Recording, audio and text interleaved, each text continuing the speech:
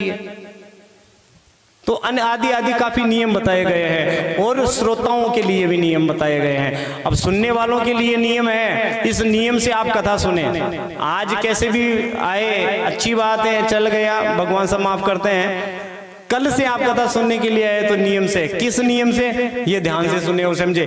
और फिर नियम से कथा सुनने के बाद में आप फिर आपकी मनोकामना पूरी नहीं हो तो फिर मेरे को बताना, बोले महाराज ये काम हमारा नहीं हुआ। पहला नियम क्या है? पहला नियम है कथा श्रवण करने के लिए आए तो समय पे आए और समय पे जाए। पहला नियम ये है पहला नियम, समय पे आए और समय पे जाए। आरती हो उस वक्त तो आए और आरती करके परिक्रमा करके जाए। अरे भाई मान के चलिए छोटे बच्चे स्कूल जाते हैं, वो दोपहर के समय में लंच के बाद में अगर स्कूल नहीं जाए तो आधे दिन की तो एब्सेंट लगेगी ना उसकी। अब आप आरती हो रही है और आप सोच रहे हो कि बोले नहीं 1 घंटे की कथा हो जाए फिर आ रहे हो, तो ये फिर नियम नहीं कहलाया। तो नियम से चले, कथा की आरती उस वक्त आए और आरती करके ही जाए, पहला नियम। दूसरा नियम ये है कि जब भी घर से आए तो हरि कीर्तन करते हुए आए और हरि कीर्तन करते हुए ही जाए। हाँ, ये विशेष ध्यान रखें। देवियों की एक आदत बड़ी खराब है, आपके लिए नहीं बोल रहा हूं मैं, हाँ बिल्कुल, हाँ बिल्कुल आपके लिए नहीं बोल रहा हूं, लेकिन देवियों की एक आदत बड़ी खराब है। आप कथा सुनने के लिए आओ या जाओ, जाते जाते बात करती जाओगी, मार्केट तो 10 रुपया सजू में तो चढ़ा दी। आप चढ़ाते हो भगवान को और संसार को गिनवाते हो, तो भगवान उस दान को स्वीकार भी नहीं करता। फिर तो अपने दान को गुप्त रखें, जो भी चढ़ाना है ठाकुर जी के चढ़ाओ, लेकिन गुप्त रख करके बताओ मत। हरि कीर्तन करते हुए आए और हरि कीर्तन करते हुए जाए।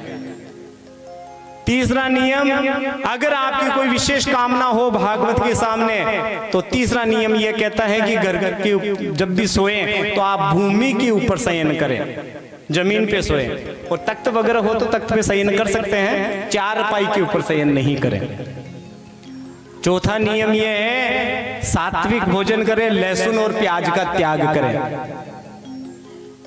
और लहसुन प्याज का त्याग करें, सात्विक भोजन करें और ब्रह्मचारी थोड़ा थोड़ा दान करते रहें। ये जरूरी नहीं है कि भागवत में ही चढ़ाए, हैं छोटे पक्षियों को दाना डालना है, कुत्ते बिल्लियों को जो भी कुछ देना है, न जाने सारा बेसहारा जीव जंतु न जाने कितने कुछ दान करते रहें, उनके लिए व्यवस्था करें। बस इस प्रकार आप दान करते रहें और इन 7 दिनों में एक दूसरों की बुराई नहीं करें, बिल्कुल। अब मेरे को भी ध्यान है, रहेंगे तो नहीं तो कम से कम 7 दिन तक तो नियम रखें। 8वें दिन कर लेना कोई दिक्कत नहीं है, 7 दिन बच करके रहें। तो इन नियम से कथा सुने आप तो आपकी मनोकामना पूर्ण जरूर होगी, लेकिन नियम से सुनो।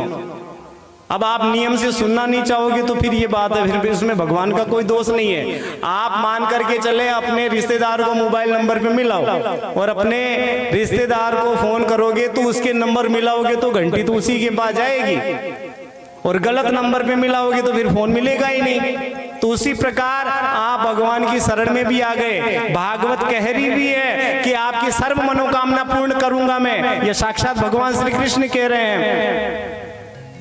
तो भगवान की शरण में आने के बाद में हमारा काम नहीं बन रहा है, इसका मतलब अर्जी में कोई कमी है, तब उसकी मर्जी में कमी हो रही है। तो कोशिश यही करें आप इस नियम से कथा सुने, ये नियम है भागवत में।